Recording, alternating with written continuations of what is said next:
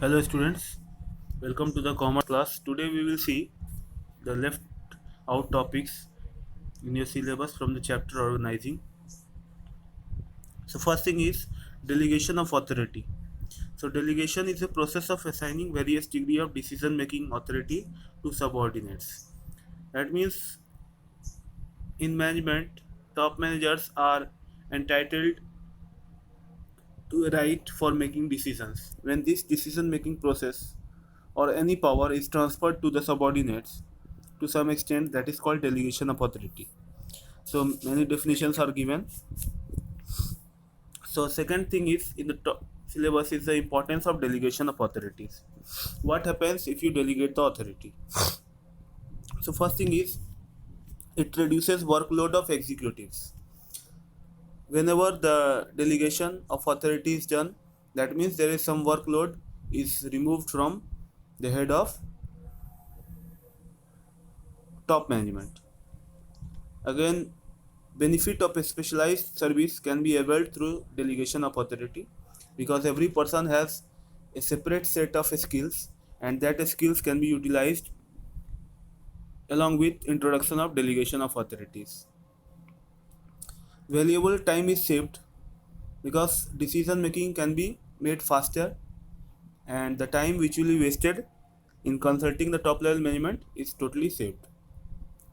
Again, prompt decision making can be made and multiplying efficiency of managers.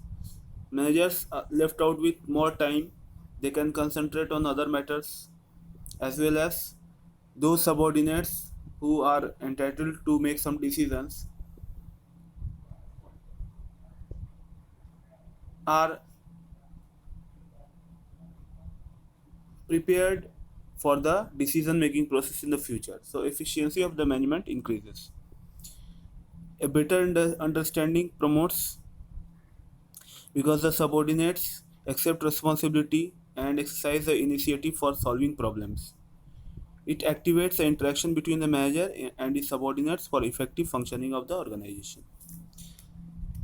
It also satisfies the subordinates because they have some power which they can utilize. Again, operational autonomy can be maintained and opportunity for development is always there because lower level management are also accustomed to making decisions, and a formal organizational structure is actually where delegation of authorities has been made. Next thing is centralization versus decentralization of authorities. This is next topic. So centralization of authority and decentralization of authority, what is the difference between these two terms? So according to decision making authorities, top level management only makes decisions in centralized authority, and in decentralized different levels of organizations are allowed to make decisions. Again, quality of decision is good because the top level management makes a decision, and in case where decentralized authority is there, the quality of decision making may not be such so good because top level management is always not involved. Again, in case of centralization, prompt decisions may be taken, and in decentralization, delay in decision making happens because everyone has to be consulted, and suitably uh, applied to small organizations, centralization of authority where only proprietor is there, partners are there, they can directly supervise all the work, so they can with the centralization also they can make some decisions. But in large scale organizations where there is many departments and many workers are there, supervisors are there, managers are there at different level, then decentralization is better because the top level management then becomes too much busy, and the flow of order in centralization is higher to level lowers, and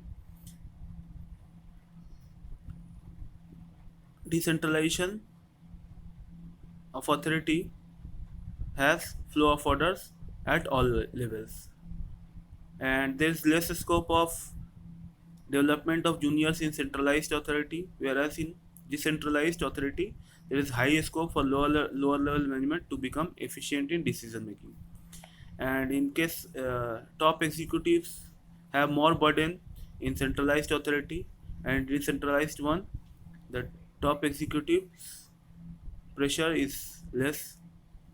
Motivation and morale is very low in case of centralized authority, because lower level management only thinks that they are only there to follow the orders, but they do not make their own decisions.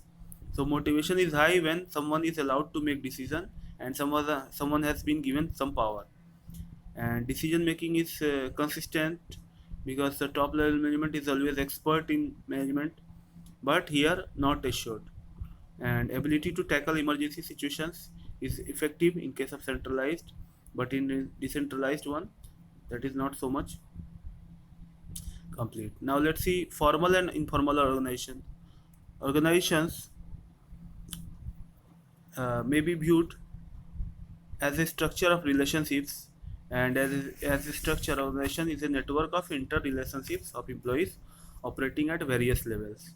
According to the framework of relationships, organizations are of two forms, namely formal and informal.